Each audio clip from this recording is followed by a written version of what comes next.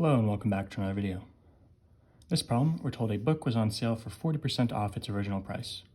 If the sale price of the book was $18, what was the original price? Assuming there's no sale tax. To solve this, let's say we can let X equal the original price. And so what we're doing here is we're taking X, and we're subtracting 40% of X. And this is going to be equal to the sale price of the book, which is $18. So you take your original price, you subtract 40% of it, and you get 18. Well, X you can think of as just 100% of X.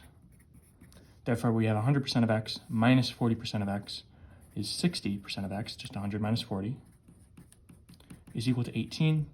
What is 60% of something? Percent is a number out of 100. So this is 60 out of 100, which is 0.6. So you have 0.6 times X is equal to 18.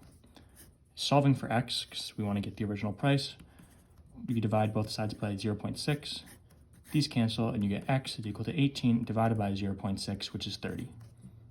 So X, and therefore the original price of the book, is $30, and C is going to be your final answer. As always, thank you for liking and subscribing, and I'll see you in the next video.